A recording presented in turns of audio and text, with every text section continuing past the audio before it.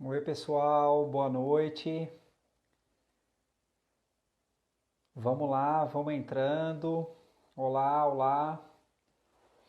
Nossa, quanta gente já no início entrando. Tô aqui aguardando o meu convidado de hoje, tá bom? Fernando Ribeiro. Daqui a pouquinho ele entra para dividir essa live aí comigo. Olha ele aí. Entrou. Opa, Fernando. Marcelo, boa noite. Boa noite, tudo bem? Tudo ótimo, e você? Tudo bem também. Bom. Felipe entrando aí, boa noite a todos. Felipe, um abraço pro Felipe aí. Muito bem, já entrou bastante gente aí, viu, Fernando? Etienne, alguns membros aí da minha família, Anderson, Thiago, né? Já temos vários amigos aí com a gente. Andréia. Muito bem, então vamos lá, vamos iniciando, né? Ah, gente, boa noite a todos, tá? Ah, Está aqui comigo hoje o meu amigo psicólogo Fernando Ribeiro, né? Gente, o Fernando Ribeiro, ele é psicólogo clínico, né? Ele é formado em psicologia, assim como eu, né? E licenciado há 14 anos pela Universidade Metodista de Piracicaba. Para quem não sabe, eu e o Fernando e o psicólogo Cláudio, que trabalha comigo na clínica Marcelo Parazzi aqui em Campinas, tivemos o prazer de estudarmos, né, ao longo dos 5 anos de graduação juntos, lado a lado, né, e foi lá que nós nos conhecemos pela primeira vez, né, assim como a André e a Etienne, que está aí com a gente também na live de hoje, estudamos todos juntos, né, lado a lado, os 5 anos de formação. E o Fernando também é responsável técnico, gente, pela Associação Comunidade Terapêutica Fazenda São Miguel, né? Onde ele desenvolve um trabalho dentro dessa especialidade da gente, né? Que é uma das especialidades da gente, que é a dependência química, né? Que é o uso, abuso e dependência química de substâncias psicoativas, que depois a gente vai falar e explicar um pouquinho mais o que é. Fernando, seja muito bem-vindo e muito obrigado pela aceitação do convite, viu? Muito obrigado, Marcelo. Agradeço o seu convite. É um prazer podendo falar com você aí nessa live. Queria aí dizer boa noite a todo o pessoal que está entrando aí para participar conosco desse momento aí de construção de uma ideia, de um pensamento. Algumas pessoas conhecidas aí, né? Uma boa noite a todos vocês. Muito bem, Fernando, obrigado, cara. Então, gente, vamos falar hoje sobre consumo alcoólico no isolamento social, né? Como é que está o consumo alcoólico nesse momento de pandemia, nesse momento de isolamento social, né? Um tema bastante importante, bastante pertinente, tá? E, gente, a gente vai fazer mais ou menos 40 minutos de apresentação num bate-bola entre mim e Fernando, tá? No final, a gente vai separar 15 minutos para responder as perguntas de vocês, que daqui a pouco vão começar a entrar aí, tá? Depois eu vou voltando e a gente vai fazendo um bate-bola também de respostas das perguntas de vocês, tá bom?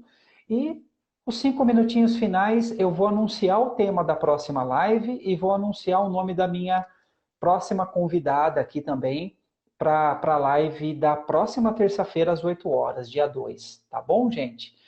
Então, vamos lá. Fernando, explana um pouquinho para a gente, fala um pouquinho para a gente sobre o cenário atual, né? E esse aumento que a gente já está sabendo que tem acontecido, infelizmente, no consumo alcoólico com esse cenário atual.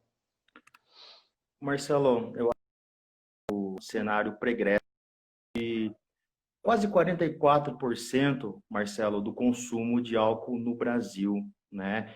Então, esse é um dado da Organização Mundial da Saúde, é um dado bastante relevante, né? A gente precisa entender esse padrão de consumo que vem aumentando significativamente na última década. principalmente a gente levar em conta a população de 15 anos em diante, porque no Brasil é exatamente essa média de idade onde a pessoa tem as suas primeiras experiências com o álcool, né? 15 anos de idade, né?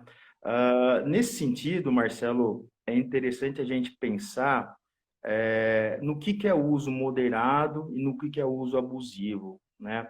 Vamos pensar o seguinte: dessa população que vem aumentando significativamente o uso de álcool, 32% dessa população fazem um uso moderado, né? Porém, um fator significante nesse dado é que 16% dessa população faz um uso abusivo, né? Ou seja, 16% dessa população já apresenta um significativo problema de dependência química no tocante à substância, o álcool, né?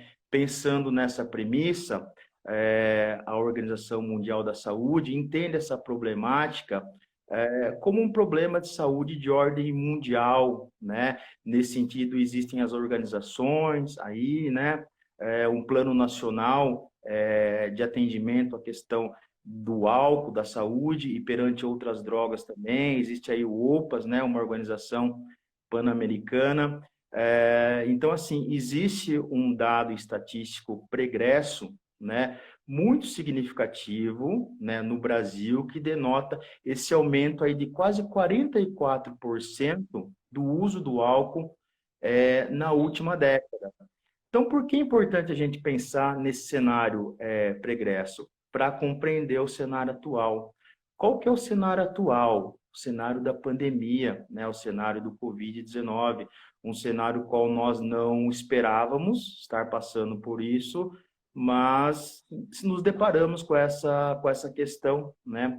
Um momento aí de impacto biopsicossocial, por que não pensar biopsicossocial, mas espiritual também, né? Porque as igrejas, os templos estão fechados, né? Nunca na recente história mundial tivemos um cenário assim tão significativo, né?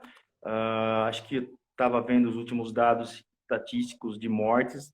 Nós temos aí no Brasil hoje 23 mil mortos, né? Em função da Covid, são quase 380 mil casos, né? Então, esse é um cenário complicado, é um cenário de isolamento, um cenário de distanciamento físico, um cenário de ressignificação do modo de trabalhar, né? Porque a questão do home office é algo novo no nosso conceito, né? Não tínhamos isso inserido na nossa cultura. Claro que existia uma outra parcela da população que trabalhava dessa forma, mas é algo novo para todos nós, né? O ensino à distância, né? Toda essa questão remota do que a gente está fazendo hoje, por exemplo, né?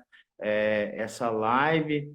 Então, existe um impacto aí social que ele é extremamente significativo, né? Seja em relação às questões econômicas também, às crises que a gente vem vivenciando, a situação do desemprego, né? Essa luz que vislumbrou dentro desse cenário que explora essa desigualdade social, né? No contexto atual também, porque vamos pensar nesse conceito que muito se coloca do fique em casa, né? É fácil para uma família de classe média alta ficar em casa com toda uma estrutura organizacional para seguir a sua vida e dar conta disso, né? Mas e aquela classe menos favorecida, que não tem recurso à internet, que não consegue desenvolver um home office, que está desempregado, que de certa forma não está ali, não conseguiu os benefícios disponíveis do governo federal nesse sentido, né, financeiro para poder se alavancar durante esse processo de pandemia. Então, é um cenário bastante complicado, né? E é um cenário que ele traz para a gente, Marcelo, uma insegurança muito grande, porque a gente não sabe quando isso vai passar, né? Não sabe quando haverá esse tão esperado achatamento da curva, né? Os casos só aumentam, né? Não temos aí uma vacina, né? Temos aí a constante ameaça de colapso da saúde pública, não sabemos se haverá leito nos hospitais para todo mundo, né? Existe aí uma constante prorrogação, né, do governo na questão da quarentena, do isolamento social. Então, todo esse cenário, ele gera uma angústia universal, né? Freud e Jung abordaram em alguns momentos nas suas trajetórias profissionais a questão da neurose coletiva, vamos pensar assim, né? Já há algum tempo não vivenciávamos esse conceito, né? Hoje, esse meio que a gente está vivendo, né, todo esse processo atual, é uma neurose global, ela é coletiva, né? Não diz respeito só aos países europeus, latinos, americanos, asiáticos, né? Todos estamos inseridos aí dentro desse contexto, né?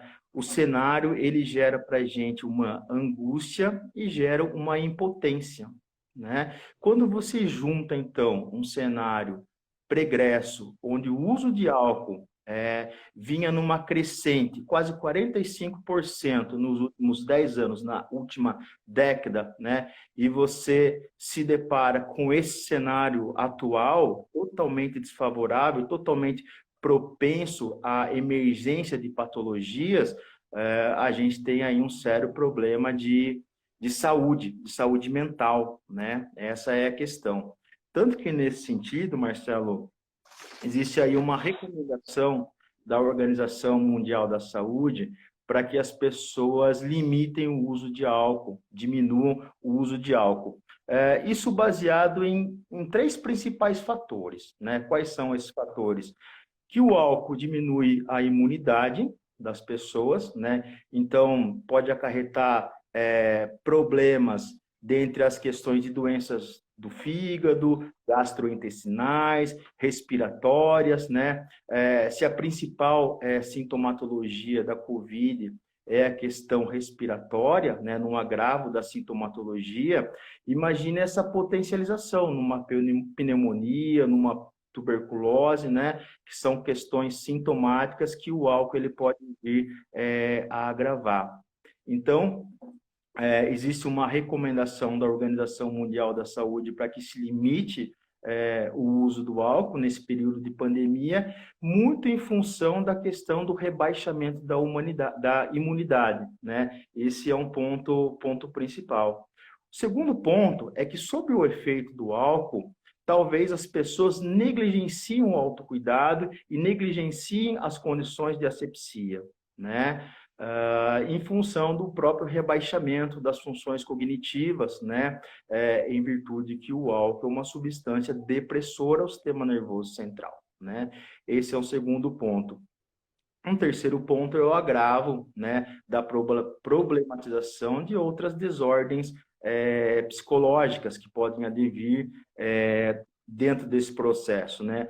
Um agravo nas questões psíquicas, né? Questões aí que podem ser, vamos pensar, primárias ou também nas questões secundárias, né? O agravo de comorbidades, né? O que são comorbidades, né? São aí duas ou mais psicopatologias que se associam dentro de um processo. Então, vamos pensar o seguinte, o sujeito aí, ele tem uma depressão, ele tem uma ansiedade, né? Esse cenário, por si só, ele pode vir a desencadear uma patologia secundária, que seria o alcoolismo, por exemplo, né? Ou o próprio uso abusivo potencializar situações secundárias, por exemplo, como ideações suicida, né? Comportamentos aí sexuais inadequados, acidente de trânsito. A gente está num caso de isolamento social, mas a gente não vive um estado de lockdown, né? Então as pessoas saem, né? Elas vão até o supermercado, elas vão até a farmácia, elas vão até o banco. Então é muito preocupante a associação do álcool mediante alguma outra psicopatologia pré-existente, né? Alguns dados importantes, Marcelo, do Hospital de Clínicas da USP, diz que em 86%, por exemplo, dos casos de homicídio, o álcool se fez presente. em 60% dos casos de agressões sexuais, em 57% de agressões familiares, em 64% de situações de incêndio ou queimaduras, em 50%, né, de mortes no trânsito, esse é o dado mais conhecido, e em 20% dos casos de homicídio bem-sucedidos, né? Então, o álcool ele pode ser um agravante muito severo e muito significativo dentro desse processo de psicopatologia pré-existente ou uma patologia que pode vir a existir em decorrência de um uso abusivo, né? Marcelo, eu estou aqui falando da questão do uso abusivo, estou falando dos fatores de risco, né, frente à questão do álcool. Mas a Organização Mundial da Saúde, ela fala também acerca de um uso mais tolerante, né? Então eu queria perguntar para você, Marcelo, se existe alguma dose segura em relação ao consumo do álcool. Existe uma dose segura, né, para o sujeito consumir dentro desse processo? E queria pensar uma questão também. Essa dose, ela varia de homem para mulher, mediante a questão de gênero, talvez tenha a ver com a estrutura física, corpórea, ou não. Queria que você pudesse abordar um pouco essa questão, em virtude que eu estou falando dos fatores de risco e do uso abusivo, mas trazer à tona essa questão com você também. Existe um uso moderado? Como que se dá esse uso moderado, Marcelo? Fernando, excelente explanação você fez até aqui, viu? Muito obrigado. Que bom, né, galera, ouvir o Fernando. Aliás, entrou mais gente, sejam todos bem-vindos. Obrigado por estarem conosco, viu? E, gente, sempre que vocês puderem comentar um pouquinho quem são vocês, da onde vocês estão acompanhando a gente, qual é o interesse de vocês no tema, né? Conta aí um pouquinho para a gente sobre vocês, para que depois a gente possa ir vendo também, depois da live, quem é o público que geralmente está com a gente, tá? E lembrando, vocês podem ir fazendo as perguntas de vocês, tá bom? O Anderson já tem uma pergunta que está lá para cima, e vocês vão colocando as perguntas de vocês, porque ao final das nossas explanações nós vamos procurar responder todas as perguntas. Espero que dê tempo, tá? Mas a gente vai fazer o máximo possível. Voltando na questão do Fernando para mim, Fernando, obrigado aí pela passada da bola. Bom, acho que uma coisa muito importante da gente entender, né, gente, que é assim, existe consumo alcoólico ausente de risco, né? Segundo a Organização Mundial da Saúde, né, não existe consumo alcoólico ausente de risco, tá? Então, olha que interessante, gente. Quando a gente for falar de consumo alcoólico, a gente vai falar de consumo de baixo risco e de consumo de alto risco, tá? Mas jamais nós falaremos, né, Fernando, em consumo alcoólico sem risco nenhum. Então, a partir do momento em que você dá um gole em qualquer bebida alcoólica, é importante você entender, é importante nós todos entendermos que nós estamos entrando em contato com uma substância tóxica, tá? Que ao contrário do que muitos dizem, não traz, né, benefícios à saúde, tá? E pelo contrário, traz muitos malefícios à saúde da gente, tá? Bom, e por que é uma substância que traz riscos para a gente no nosso contato aí com ela? Por variados fatores, né, gente? Então, são fatores que são biológicos, são fatores que podem ser genéticos, né? Então, por exemplo, existem pessoas que, por algumas razões, e que já observam na sua família pessoas que desenvolveram uma dependência alcoólica, que podem trazer, né, no seu histórico genético, uma predisposição ao desenvolvimento de um consumo abusivo e até mesmo do desenvolvimento de uma dependência química, né, de uma dependência dessa substância, que é a substância alcoólica, tá? Bom, tem uma questão também bastante importante, bastante relevante, né? Que é assim, As substâncias psicoativas, né? O que são substâncias psicoativas, gente? É um grupo de substâncias que engloba álcool, maconha, cocaína, LSD, êxtase, cigarro, né? O tabaco e por aí afora, tá? E por que a gente dá esse nome de substâncias psicoativas para esse grupo de substâncias? Porque são substâncias capazes de fazerem alterações cognitivas, né? Na gente, por exemplo, memória, né? Na memória, são substâncias capazes de fazerem alterações emocionais, né? Nos nossos sentimentos, nas nossas emoções, na gente, né? E são substâncias também capazes de promoverem alterações comportamentais, né? Na gente, tá? Então, assim, esse rol de substâncias psicoativas no qual se inclui o álcool, que é essa substância depressora do funcionamento cerebral, como o Fernando citou, causa, né, essas substâncias em contato com o nosso organismo causam um fenômeno que é chamado de tolerância. O que é esse fenômeno de tolerância que traz muito em evidência esse risco do consumo alcoólico para a gente? A tolerância nada mais é do que uma adaptação, por exemplo, cerebral, né, uma adaptação do nosso cérebro à presença daquela substância, né, à presença do álcool no nosso organismo. Eu vou exemplificar para vocês. Então, veja, um indivíduo que começou a tomar um copo de cerveja pela primeira vez em sua vida hoje, né? Ele vai sentir um efeito, ele pode ficar até um pouquinho zonzo, né? Um pouquinho embriagado, porque ele não tem essa adaptação ao uso da substância. Porém, dentro de uma semana, 2 semanas, vai variar de cada organismo para cada organismo, né? O cérebro vai se adaptar àquela quantidade de álcool presente naquele organismo, né? E para que o indivíduo tenha o mesmo efeito que ele estava tendo com um copo de cerveja, ele precisará tomar 2 copos de cerveja, né?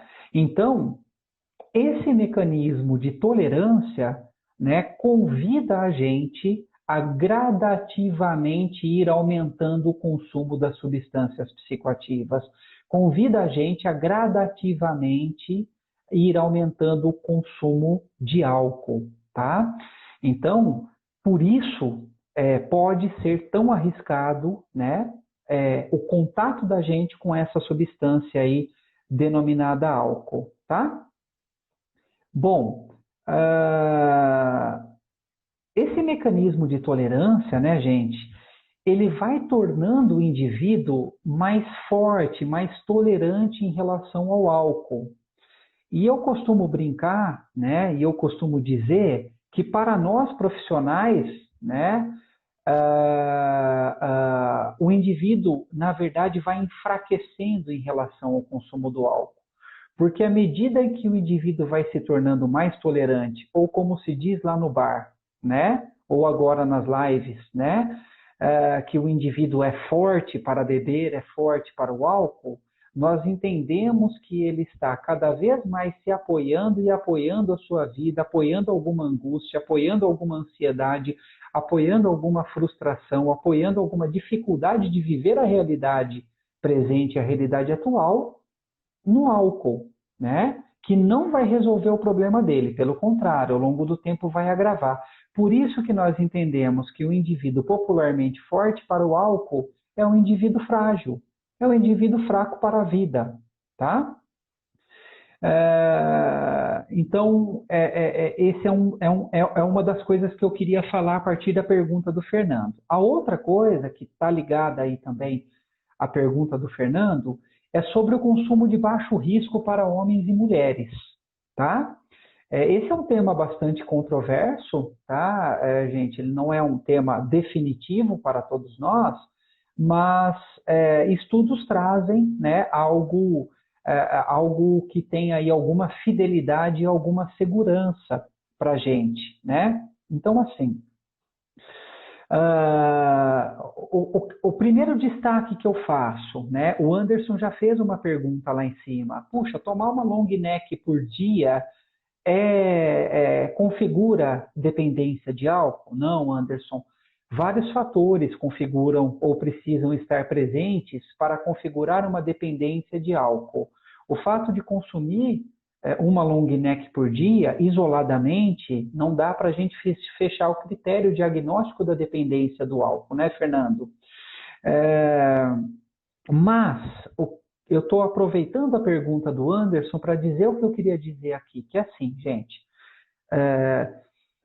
a gente entende que esse hábito, que ter a presença do álcool no seu dia a dia, na sua vida, criar essa rotina, criar esse hábito, criar esse enamoramento com o álcool diariamente, é um hábito ruim que deve ser evitado por ser justamente, né, ou por poder vir a ser bastante convidativo para que o indivíduo crie tolerância e daqui a pouco queira aumentar esse consumo.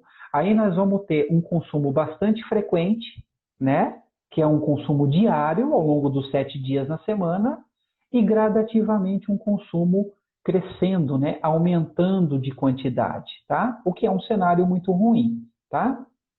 Bom, uma sugestão para homens e para mulheres para um consumo de baixo risco. Lembre-se, não existe consumo ausente de risco.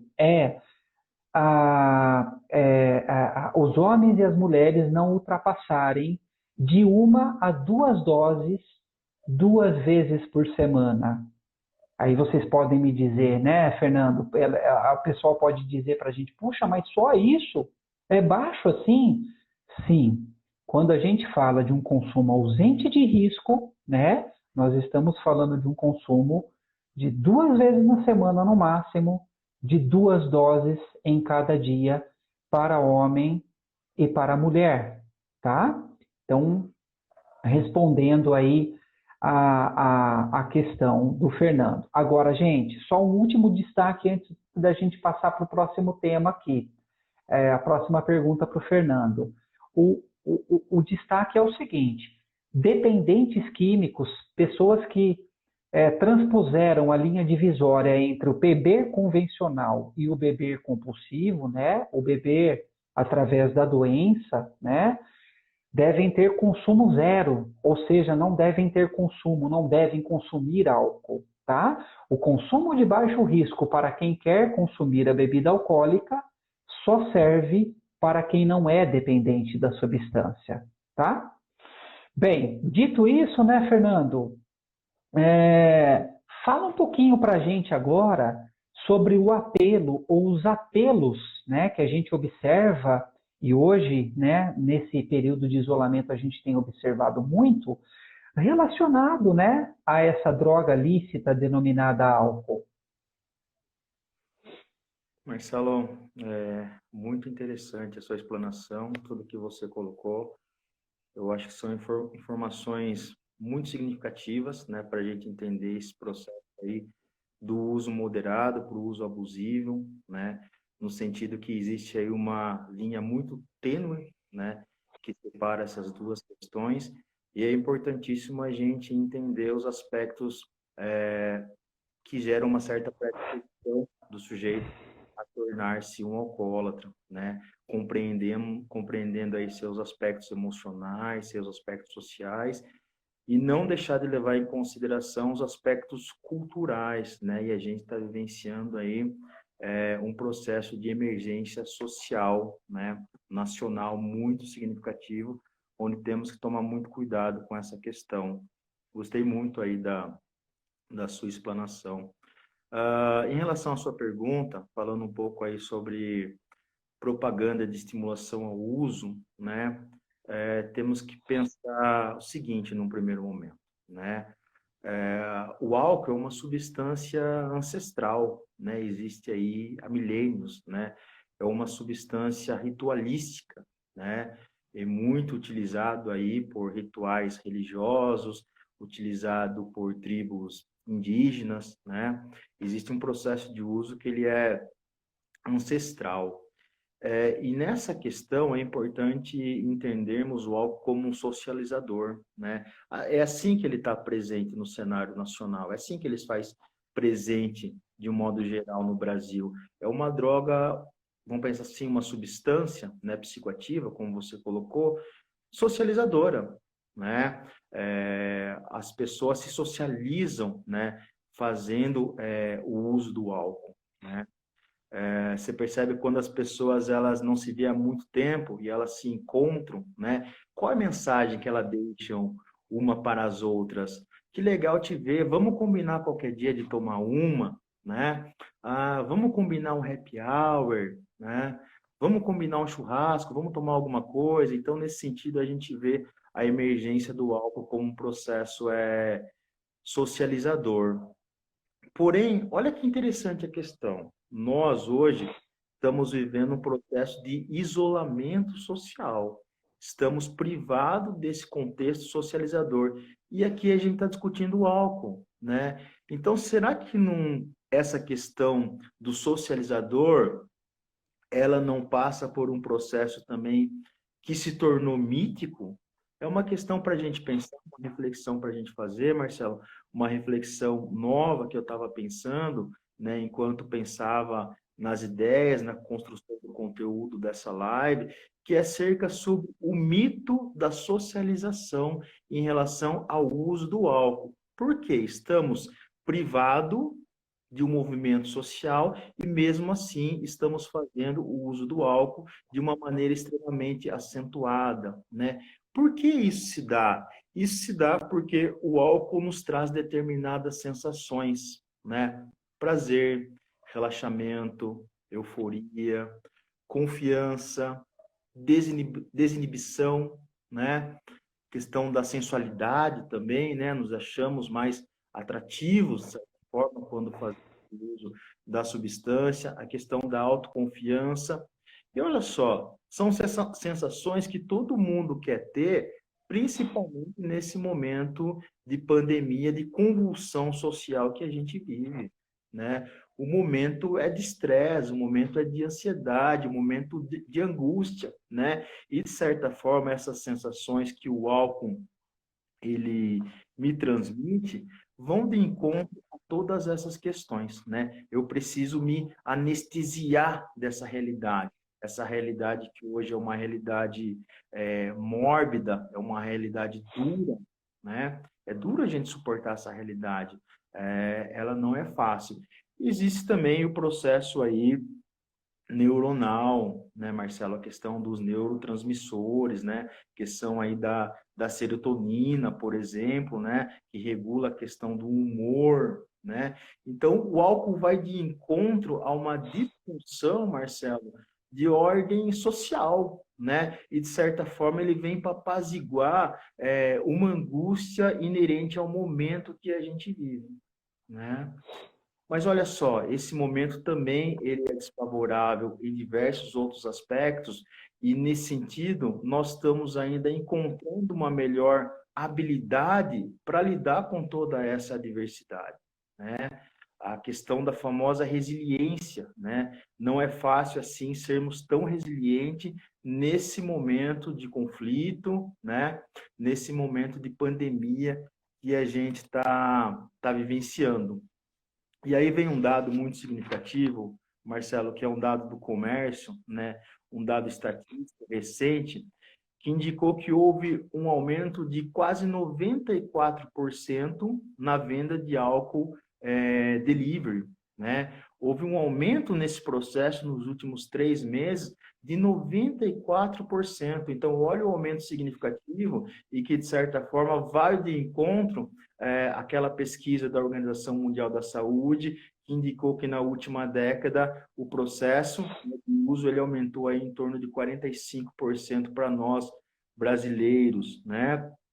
Houve um faturamento, Marcelo, das empresas aí de quase 78 milhões nesses últimos meses, né? Esse faturamento aí, ele aumentou mais de 100%, Marcelo. A indústria de bebida vem faturando aí 78 milhões nos últimos meses, ou seja, um aumento de mais 100%.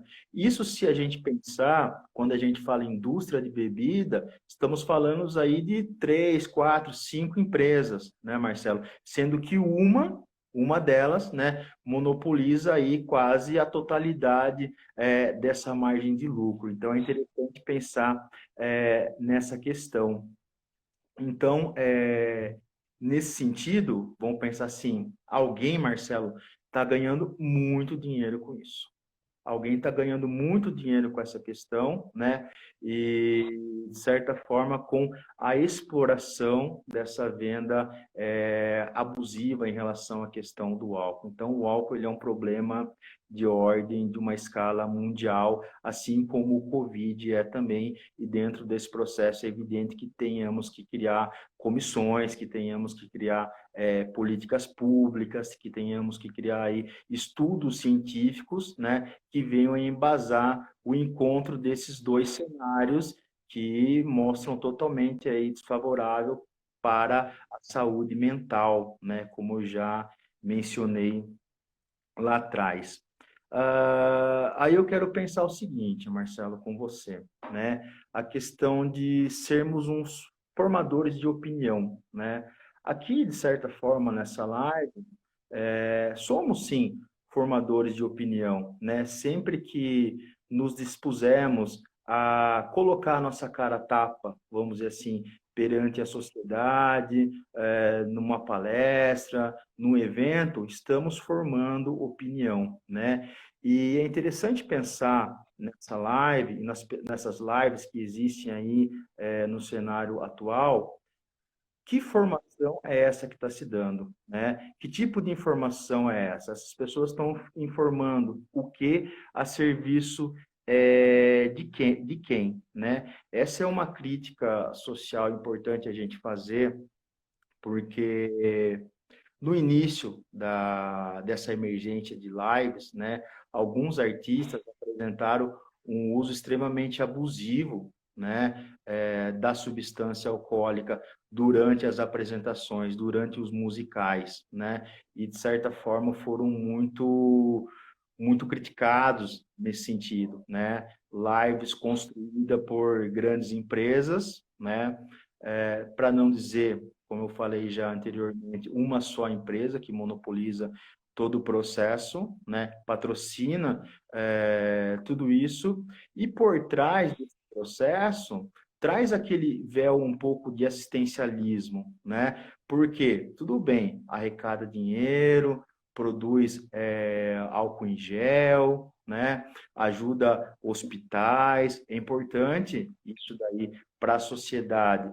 Porém, temos que levar em consideração o prejuízo, né, acarretado para as pessoas, para esses 16% da população de dependentes químicos que fazem uso do álcool no Brasil. Então, essa é uma questão importante para a gente refletir, né, para que tenhamos uma visão mais crítica sobre esse processo, porque essas empresas estão a serviço do mercado, elas estão a serviço do capitalismo, né? Então, esse discurso de assistencialismo, aí estou ajudando com cesta básica, estou ajudando com hospital, isso, aquilo, a gente tem que tomar cuidado com essa questão, porque senão a gente pode enviesar isso daí para o lado, por exemplo, do traficante na favela, né? Que promove ali um arrombo nas relações sociais, mas que também presta um serviço assistencial, dá um botijão de gás ali, ajuda com uma cesta básica a colar, de certa forma promove aí a segurança pública do local, mas é um assistencialismo perverso. Então, assim,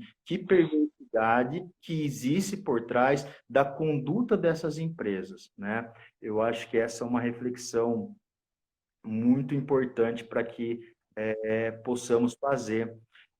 Isso só diminuiu, Marcelo, nesses últimos eventos que a gente teve, dessas grandes lives aí, né, em função de uma agência reguladora que é o CONAR, Conselho Nacional de Autorregulação Publicitária, né, que de certa forma passou a se posicionar em relação a essa questão também e pedir que os artistas não fizessem um uso abusivo durante as apresentações, né?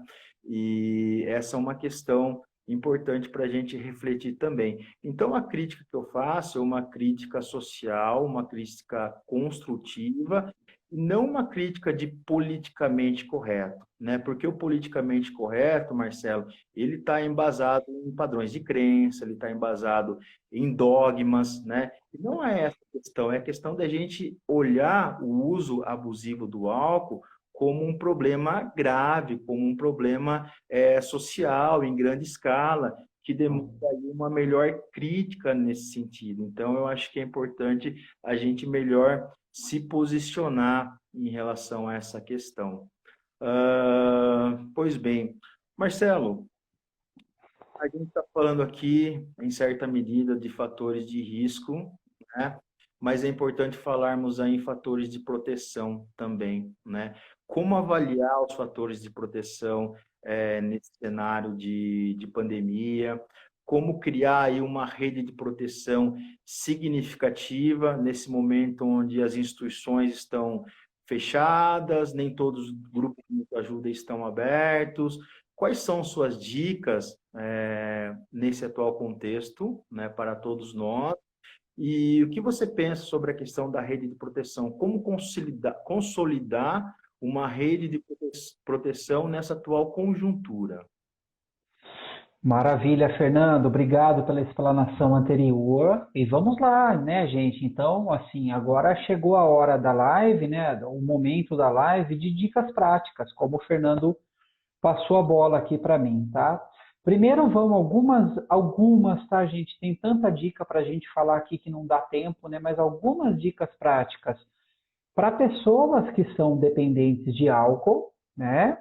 E depois algumas dicas práticas para quem não é dependente de álcool, mas está percebendo que aumentou um pouco o consumo, pode estar um pouco preocupado, né? Ou deve ficar um pouco atento com essa questão nesse momento, tá? Bom, eu queria começar dizendo que, assim, para quem infelizmente desenvolveu a dependência do álcool, felizmente, né, tem um grande motivo nesse momento, tá, para se manter saudável, para se manter abstêmio, né? Eu vejo muitos dependentes de álcool lamentando, puxa vida, nunca mais vou poder ser normal. Aí eu pergunto, mas o que é ser normal? Ah, sair, tomar uma ali e depois voltar de boa para casa, né? Mas existem tantas possibilidades de sermos normais, né? E de sermos normais muito mais saudáveis, né? Do que ir para o bar, do que beber, né, gente? Então, assim, felizmente há um grande motivo, né? Para se manter abstêmio, que é ter desenvolvido a dependência do álcool e poder viver uma vida mais saudável, tá? Bom, para essas pessoas, né, é muito importante manter toda a sua rede de apoio que já estava presente antes do isolamento. Então, gente, o grupo de mútua ajuda, por exemplo, os alcoólicos anônimos, né, o Al-Anon, né, o grupo de apoio para a família também, de mútua ajuda para a família, do alcoolista, né, do dependente de álcool, fechou as portas fisicamente, vamos através dos grupos online que tem acontecido através do Zoom, né, se inscrever e entrar, né, num grupo online para você manter essa recuperação, tá? Pessoas que estão em psicoterapia, né, ou pessoas que não estão, mas estão sentindo que há risco iminente de recaída nesse momento, em que aumentou a ansiedade, em que aumentou, né, a angústia, né, realizem psicoterapia, né? Nós psicólogos já realizávamos antes, né, do isolamento, estamos realizando o tratamento online. Faz tratamento com o psiquiatra ou precisa vir a fazer? Vamos fazer o teleatendimento, né? O Conselho de Medicina liberou a possibilidade do teleatendimento para as pessoas não ficarem sem esse suporte importante, tá? Sobre a questão da religiosidade ou até da espiritualidade, tal como cada um entende, né? Nós temos lives acontecendo, né, religiosas ou até mesmo espirituais, né? Então vamos nos conectar a isso para a gente manter vivo, né, aquilo que não precisa morrer na gente durante o isolamento. Na verdade, aquilo que se torna ainda mais importante nesse momento para a gente manter vivo, né? Isso é bastante importante. Uma coisa que eu tenho trazido aqui, e isso serve para todo mundo também, né? Assim como a questão da religiosidade e da espiritualidade, que é a questão do se exercitar, pelo menos 3 vezes por semana, praticar exercícios físicos, como você gosta, né? Como a pessoa entende, como a pessoa gosta, dentro da sua própria casa, né? Da forma que der, da forma que foi possível. Hoje a gente tem bastante lives também acontecendo com várias dicas de exercícios físicos, né? É super importante a gente se manter em movimento, né?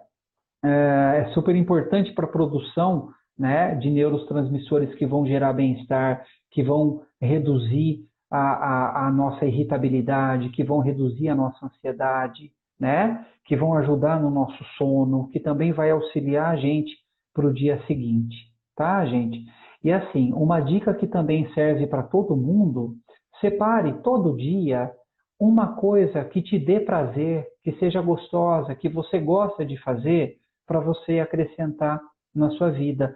Então, se você colocou o álcool nessa hora e nesse momento, tira o álcool de todo dia, pega aquele livro, né, que você gosta de ler, aquela literatura que você gosta de ler, chama lá a família, vai jogar aquele jogo de tabuleiro que você curte ler, ou vai assistir aquela série sem que seja né, de maneira compulsiva também, porque também não vai fazer bem ficar assistindo muita série a noite toda, virando madrugada. Mantenha o seu padrão de horários, acordando cedo, dormindo cedo, né?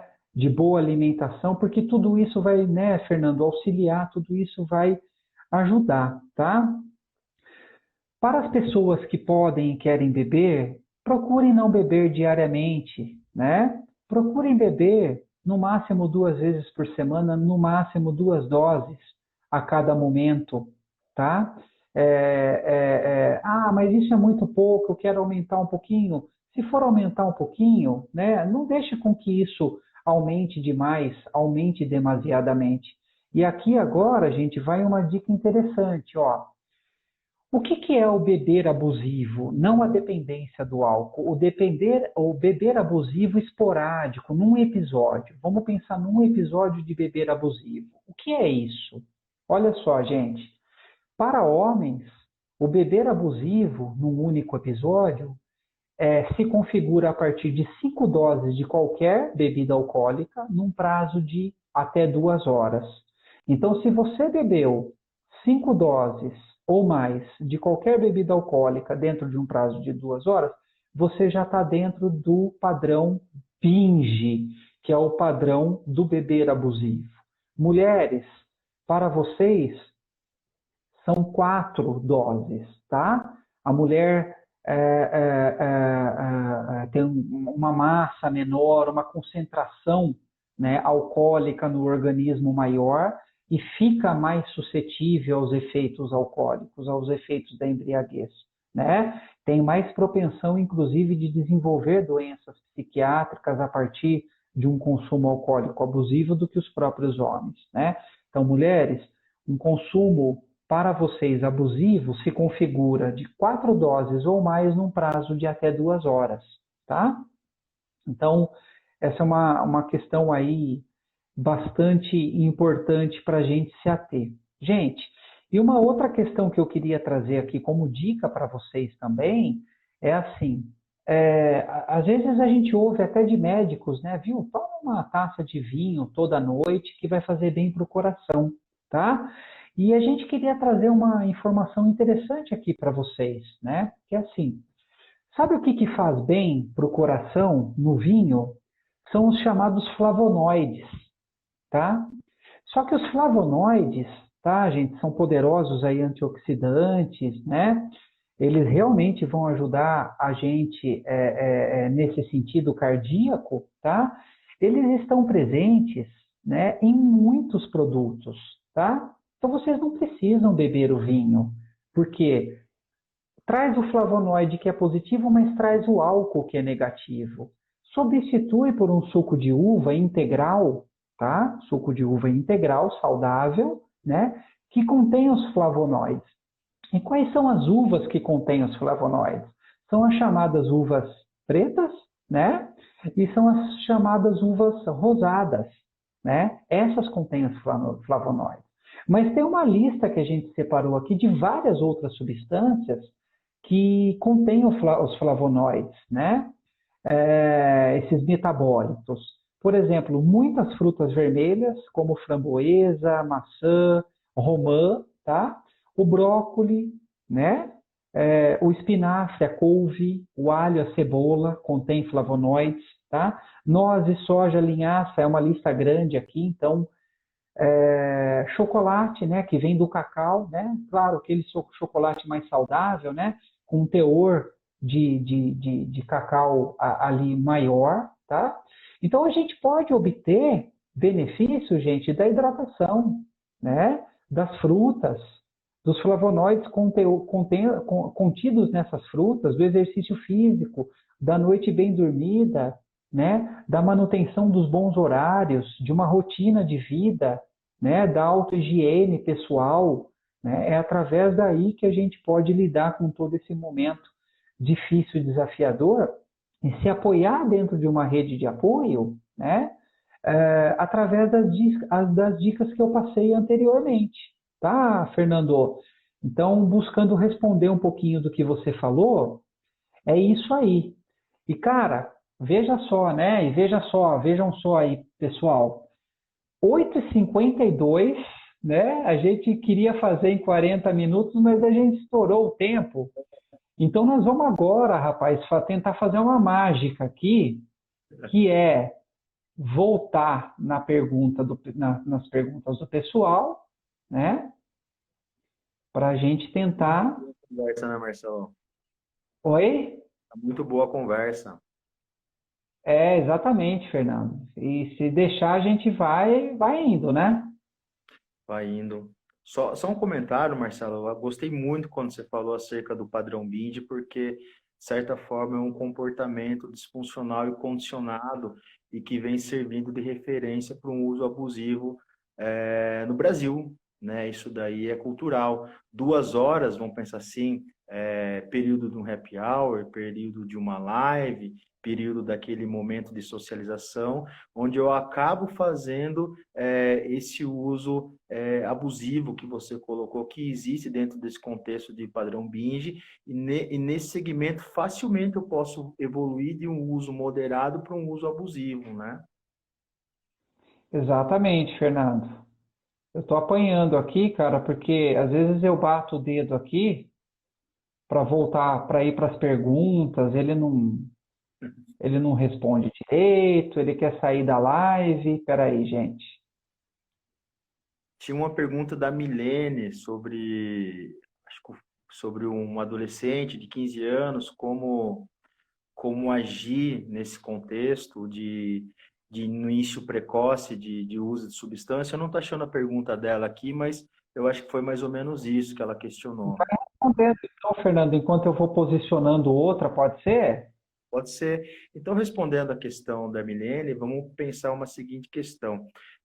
Primeiro, não é permitido, né, o uso de uma substância alcoólica para um adolescente, seja pela Constituição Federal, ou seja pelo ECA, né, pelo Estatuto da Criança e do Adolescente. Então, fornecer bebida alcoólica para um adolescente nessa idade, por si só, já é um crime, né? Então, isso é uma prerrogativa que a gente tem que levar em consideração. Por que que constitucionalmente não é autorizado? Em função do adolescente estar no processo aí de maturacional, né, cognitivo, neuronal, então não é recomendado, né? Tanto que é um direito, se assim ele quiser, fazer o uso a partir dos 18 anos. Mas a gente sabe que esse é um fator cultural, às vezes acontece, né? E muito acontece, tanto que a pesquisa inicial que eu citei da Organização Mundial da Saúde, ela toma como referência essa população, porque ela entende que é nessa idade que começa as primeiras experiências em relação à questão do uso. Eu acho que o mais importante dentro desse contexto é ter um diálogo, né? Ter um diálogo, você explanar as questões, procurar levar em conta o que é fator de uso moderado, o que é fator de risco, né? Conhecer, de certa forma, o repertório aí do seu filho, as suas características maturacionais, as suas características emocionais, entender também o processo aí genético, algumas predisposições hereditárias, é importante avaliar isso daí dentro de um contexto e tomar muito cuidado, né, com o referencial de comportamento que você modela dentro do ambiente da sua própria casa, né? Porque a maioria dos usos, né, do álcool, principalmente, iniciam-se no próprio ambiente familiar, né? Então, essa é uma questão importante para ser avaliada. Você quer considerar alguma coisa em relação a essa pergunta, Marcelo? Acho que você explanou muito bem, Fernando. Acho que está de excelente tamanho. Gente, eu estou um pouquinho preocupado aqui com o tempo. Vamos fazer uma aliança aqui? O que que vocês acham? Porque eu acho super chato a gente terminar sem eu conseguir, sem a gente conseguir ter respondido vocês, tá? O que que eu pediria para vocês? Eu vou tentar responder a próxima pergunta, mas a qualquer momento o Insta vai cortar a live. E aí eu estou pensando em começar uma nova live, 10 minutos, 15 minutos no máximo, e aí eu vou pedir para que vocês que fizeram as perguntas, vocês recoloquem as perguntas, porque eu vou perder as perguntas aqui, tá? Agora eu não vou ter tempo hábil de anotar. Então a gente inicia uma nova live. Quem quer fazer as perguntas, quem fez as perguntas e não foram respondidas, coloca as perguntas. Quem quiser fazer mais perguntas, faz, tá bom? E aí, gente, daí eu deixo no finalzinho 2, 3 minutinhos para falar da minha próxima live, da minha próxima convidada, do meu blog, tá bom? Para vocês, que tem conteúdo muito legal lá sobre dependência química, tá? No blog. O site é até o Clínica Marcelo Parazzi, tudo junto, Parazzi com 2 Zs de Zabumba, né? .com.br, lá dentro tem a abinha blog, tem bastante conteúdo sobre dependência química lá, viu, Fernando? E sobre a própria dependência do álcool, tá? Então, ó, gente, então tá aí a nossa aliança. Você topa, Fernando? Pode ser? Claro, Marcelo, pode contar comigo, porque eu acho que ficaram algumas questões pendentes aí que são importantes serem respondidas, né? Desculpa se eu perdi um pouco aí a conversa também, né? E acabou excedendo um pouco o tempo, e acredito eu que Instagram logo, logo vai nos cortar. Então, gente, vamos fazer o seguinte, antes do, ó, falta 1 minuto, eu acho que para ele daqui a pouco vai dar o aviso, ele diz do aviso 30 segundos antes só. Vamos fazer o seguinte, gente, eu vou finalizar a live e vou iniciar uma próxima live. Por favor, venham com a gente, tá bom? Venham com a gente, façam as perguntas novamente. Quem quiser fazer mais perguntas, fica à vontade, tá? E aí, 10, 15 minutos, eu acredito, no máximo, a gente finaliza o nosso encontro, tá bom? Estou derrubando a live, estou iniciando outra, gente, tá bom? Beleza, Fernando? Beleza, Marcelo. Aí, Fernando, estamos de volta, a galera tá voltando, né? Merece, né, Renata? E Renata, aproveitando o seu comentário aí, futuramente a gente vai fazer mais lives também sobre dependência química de uma maneira geral, de uma maneira mais ampla, tá? Porque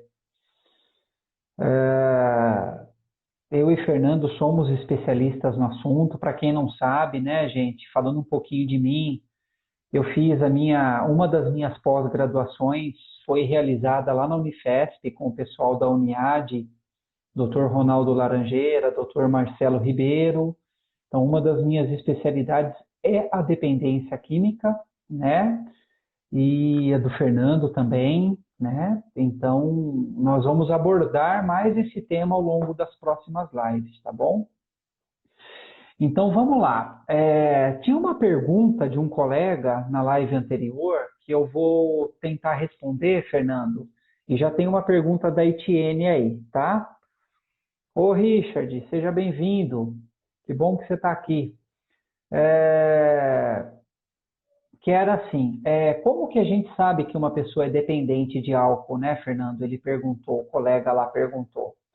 Então, gente, o manual que a gente segue hoje, que é um manual aí mundial, né, que que dá as diretrizes e as orientações diagnósticas para a gente, né? É o DSM-5, né? Ele traz 11 critérios diagnósticos da doença, né? Sendo que a pessoa não precisa apresentar esses 11 critérios para ser diagnosticada com uma dependência do álcool, né? Se ela apresentar ali já 2 ou 3, né, pelo menos num período de 12 meses, não é isso, Fernando? Ela já pode ser diagnosticada como uma dependente de álcool leve, porque tem as gradações também, dependente de álcool leve, moderado e grave, né? Quanto mais critérios diagnósticos eu apresentar, mais grave é a dependência alcoólica que foi desenvolvida por mim, tá? Então, assim, um critério diagnóstico chave, né, para a detecção da dependência química é a síndrome de abstinência, que é quando o indivíduo, após o efeito do uso, dia seguinte, horas depois, pode apresentar algum sintoma de síndrome de abstinência. Se a gente pensar na questão do álcool, pode ser uma dor de cabeça, pode ser um calafrio, né? Pode ser um suor excessivo, que a gente chama de sudorese, né? Pode ser enjoos, podem ser enjoos, né? Podem ser tremores, as mãos ficam um pouco trêmulas. Se uma pessoa, gente, apresenta esse critério, que é o critério diagnóstico da síndrome de abstinência, né, do álcool, esse critério é denominado como critério-chave. Por quê? Porque um indivíduo que apresenta síndrome de abstinência de álcool provavelmente vai apresentar vários outros critérios para diagnóstico da doença, tá? E aí esses vários outros critérios são a tolerância, que eu falei para vocês na live, né? É um outro critério, essa neuroadaptação ao consumo, né, daquela substância pelo organismo, tá? É um outro critério.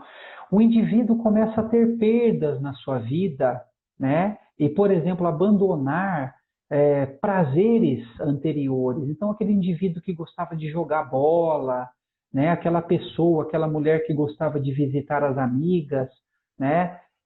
E as amigas não bebem, e ela acaba se isolando das amigas, aquele cara deixa de jogar o futebol, ele vai só para a hora do churrasco do futebol, né? Esses são critérios aí em que a gente vai observando a pessoa, né, dentro de um desenvolvimento da dependência do álcool, respondendo lá ao colega, tá? E aí, Fernando, tem uma pergunta aí da nossa amiga Etienne, da psicóloga Etienne, em que ela pergunta para a gente, né, o que a gente acha sobre o critério da redução de danos, né? Se a gente acha válido a estratégia de redução de danos. Você quer falar um pouquinho sobre isso? Você prefere que eu fale? Posso falar, Marcelo? Posso falar. Eu acho que em relação à primeira questão que você colocou, interessante o pessoal ficar alerta que a gente falou sobre esses critérios ao longo de toda a live, né? Questão da intensidade, da frequência, né?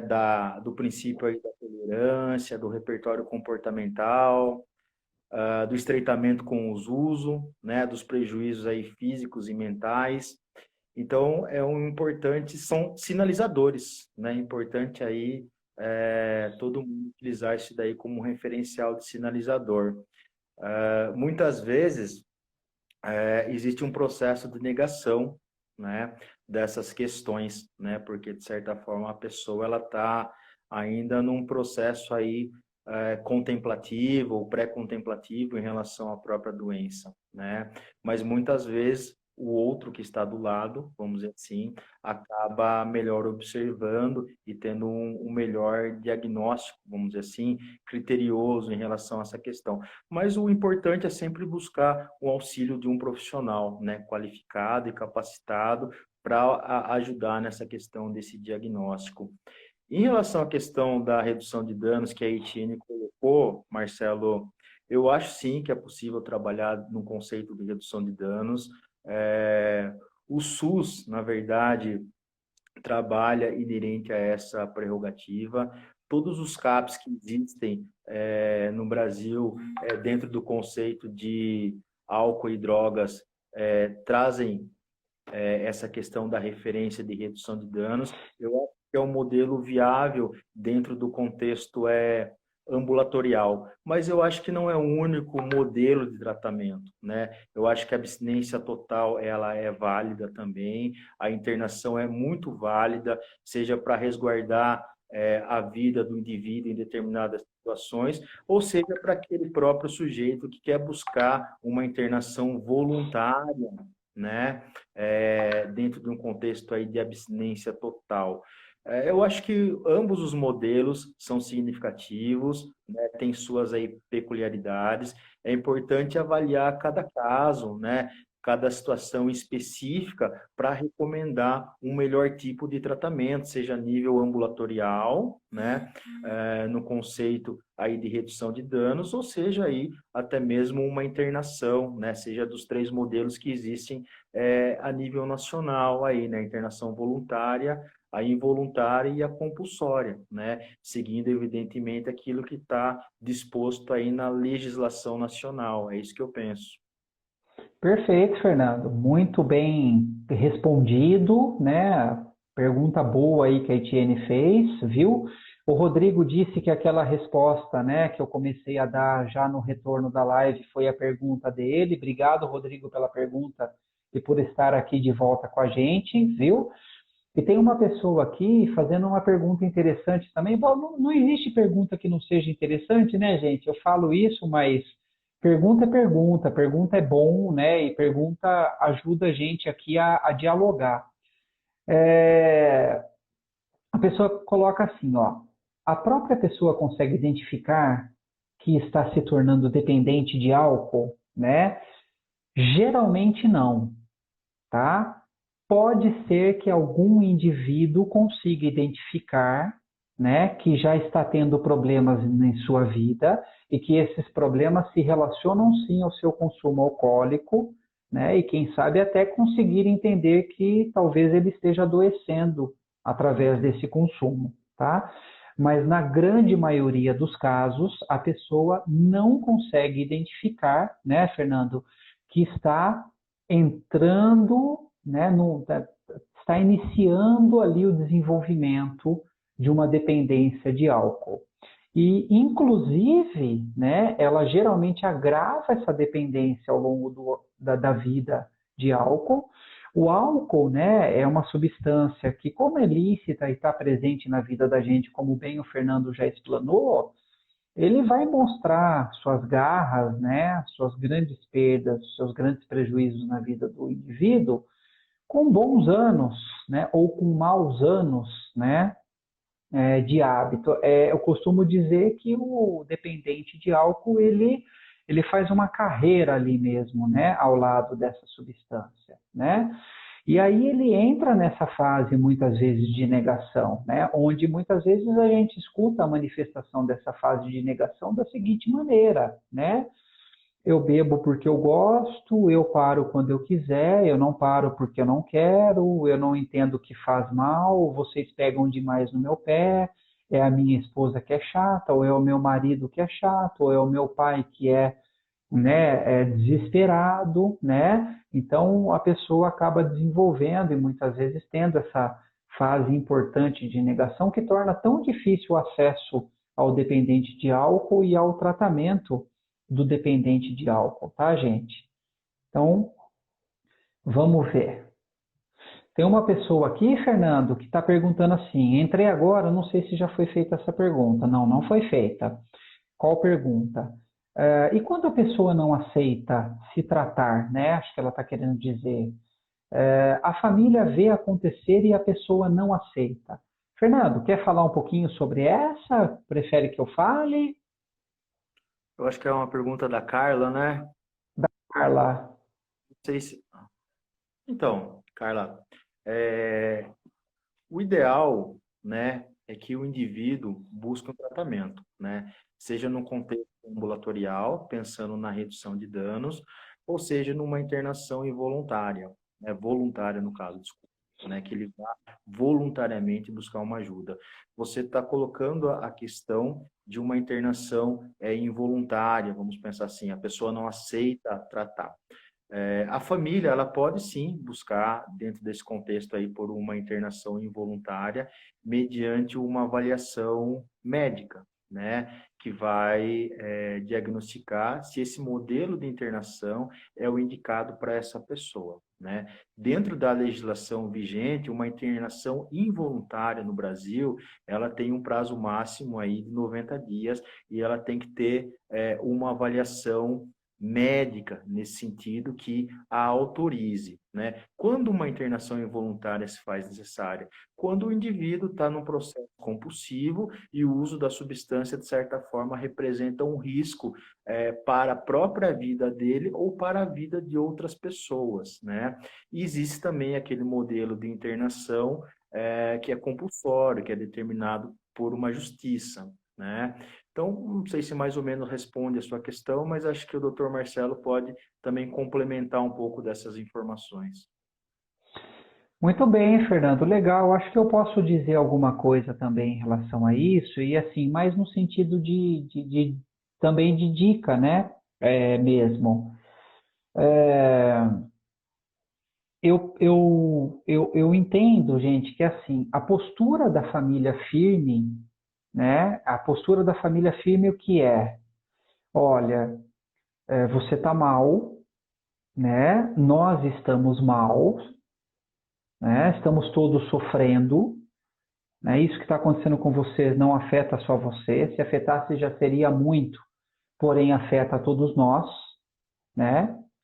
E a gente vai tomar algum tipo de providência se você não aceitar tomar essa providência junto com a gente. A gente gostaria que você tomasse essa providência junto com a gente, porque senão a gente vai tomar algum tipo de providência.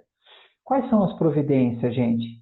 Está dentro disso que o Fernando falou, ou uma separação, né? Ou até mesmo uma ameaça de separação. Olha, eu não estou dando conta de viver assim, não é mais a pessoa com quem eu casei ou com quem eu estou me relacionando, né? E eu não quero viver assim. Se você quer, eu vou respeitar, né? Mas eu não quero.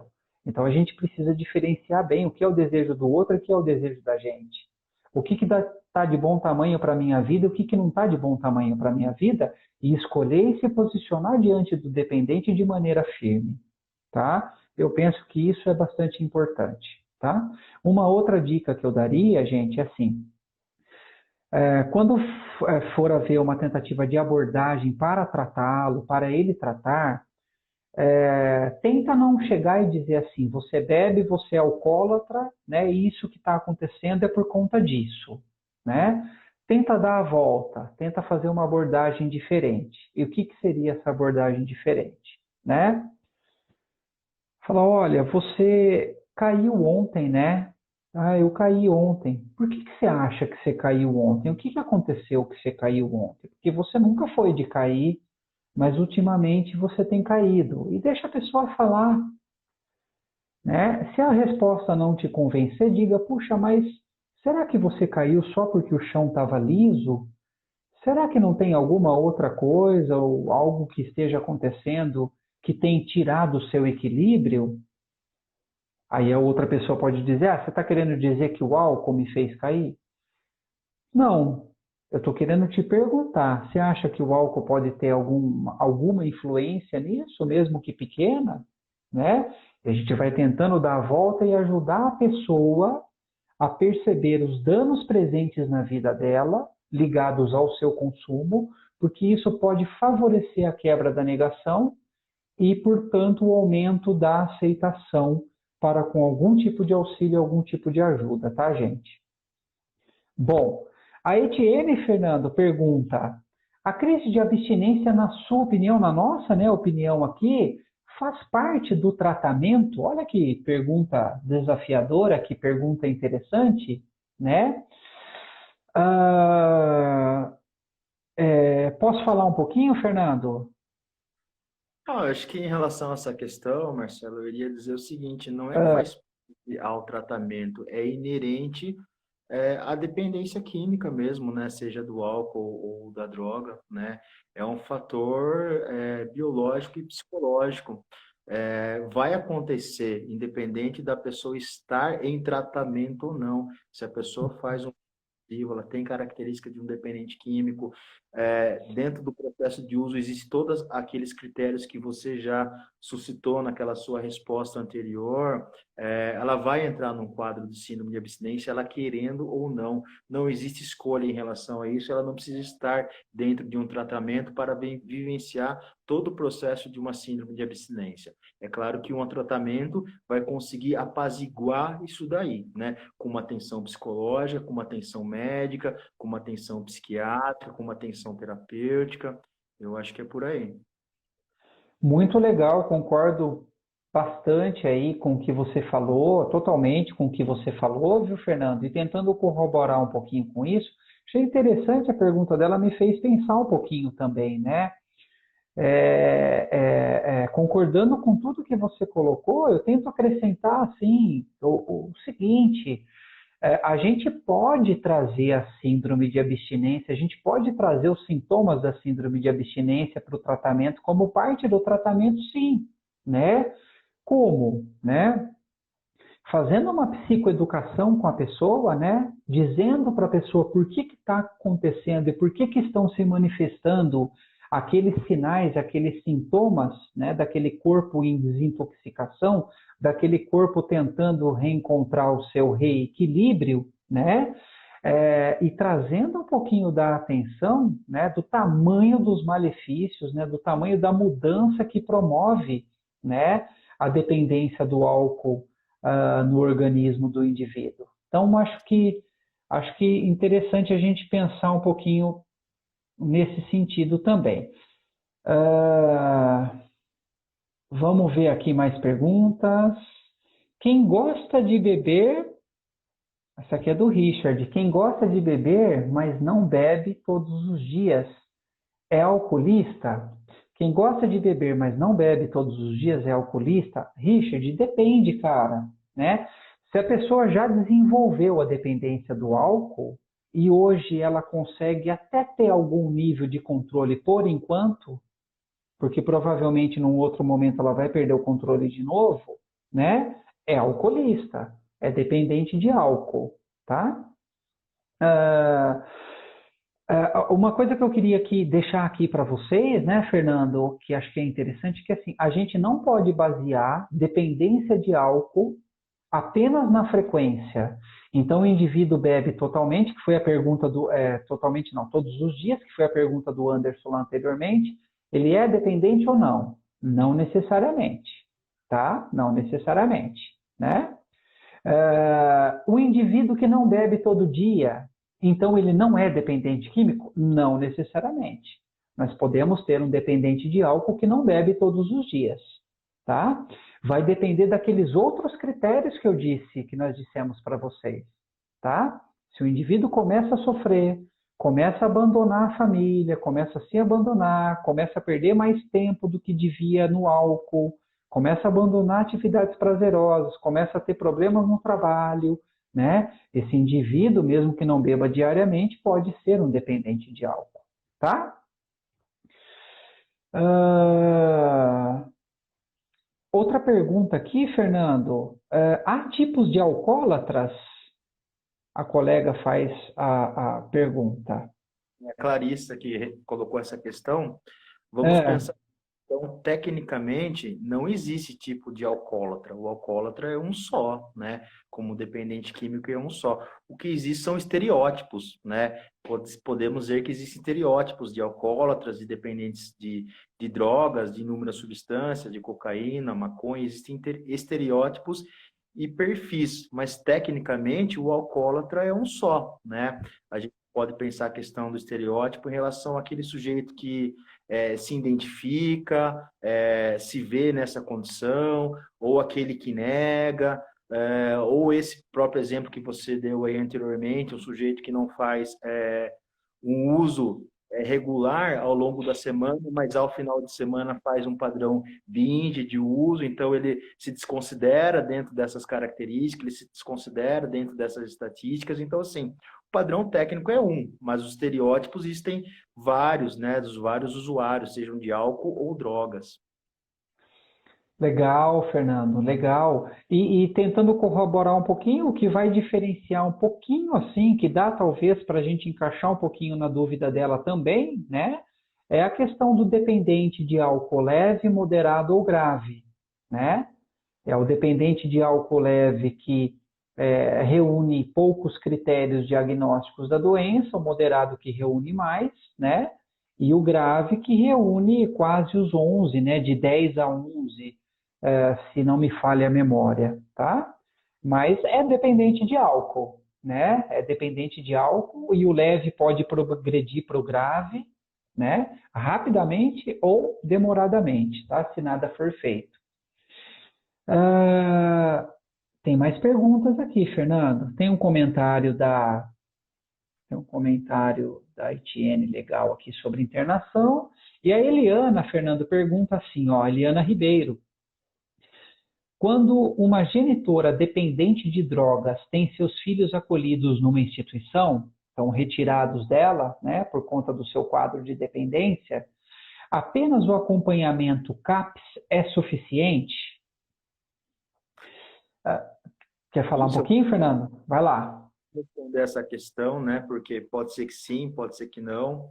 De certa forma, se essa criança foi acolhida institucionalmente, é porque aquele ambiente social é um ambiente social de risco, né, para aquela criança, porque o ECA preconiza, né, que a prioridade é o bem-estar da criança e não o bem-estar dos pais. Então, se aquele ambiente é um ambiente desfavorável, né, e o juiz resolveu acolher, parte-se do pressuposto de entendimento que aquele local não é um local favorável para o desenvolvimento da criança.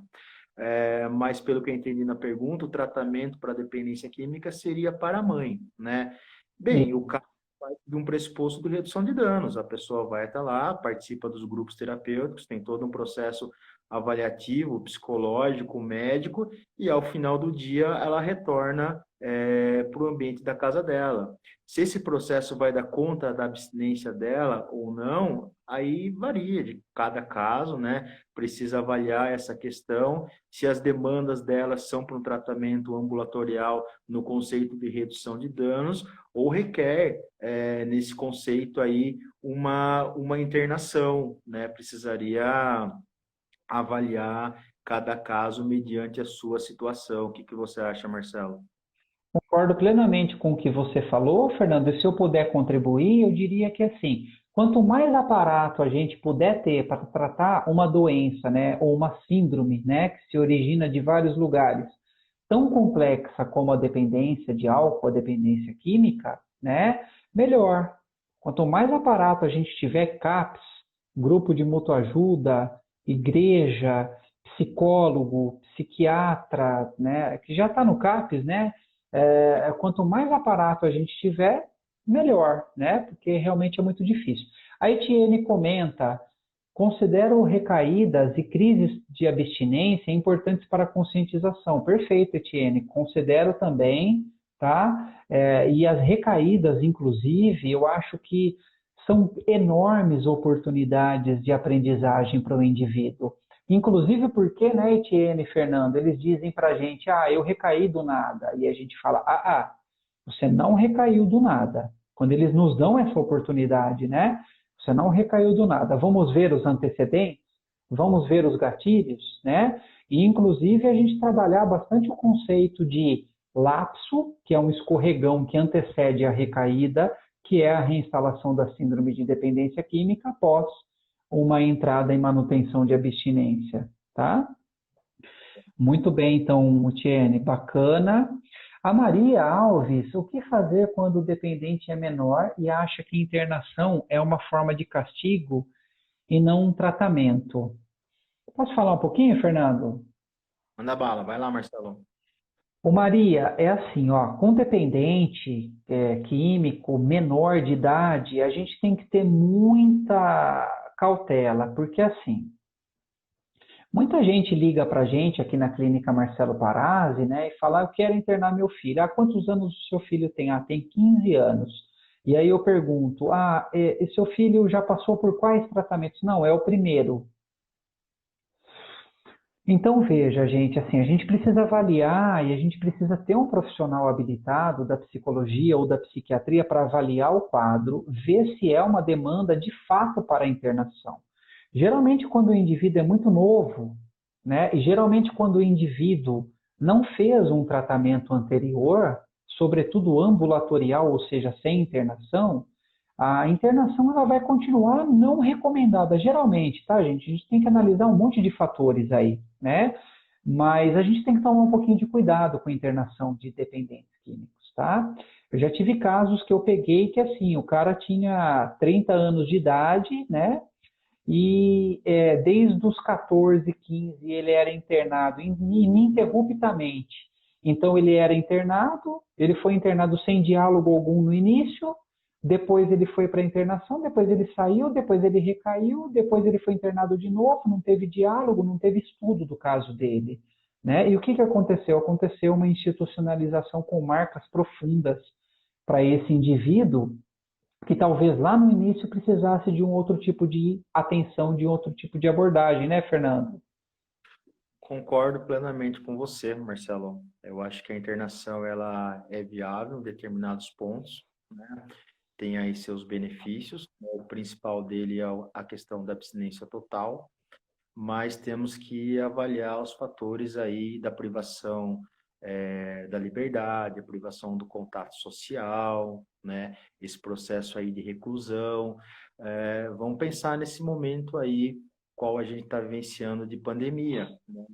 Estamos todos internados, né, ou pseudo-internados, né, não estamos em estado de lockdown total e já apresentamos uma dificuldade enorme de lidar com essa privação do contato social. Isso porque estamos internados, entre aspas, digo eu, no conforto das nossas casas, né?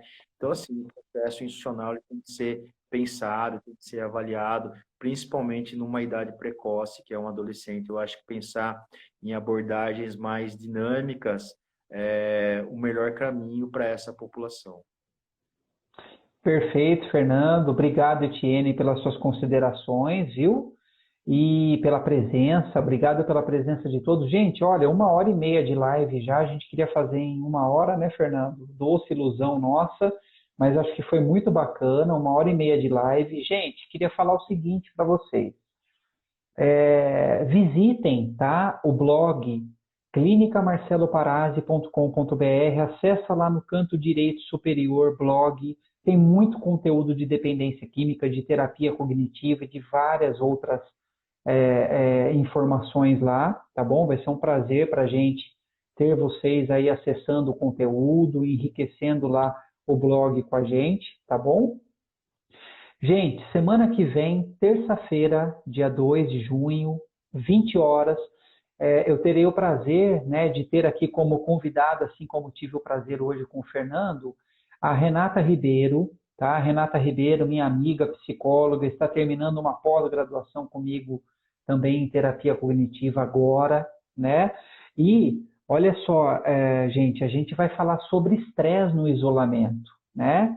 O isolamento como gerador de estresse e também o isolamento como um desafio para a gente gerenciar esse estresse, né? E o que é estresse, né? Tanto se fala sobre estresse, mas o que é estresse? A gente vai aprender bastante aí com a Renata Ribeiro, comigo, sobre a questão do estresse, tá? É bastante importante a questão do estresse. Então não percam, estejam com a gente, tá? Como estiveram hoje.